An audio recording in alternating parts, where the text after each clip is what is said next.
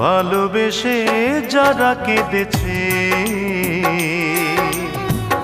আমি যে তাদের একজন।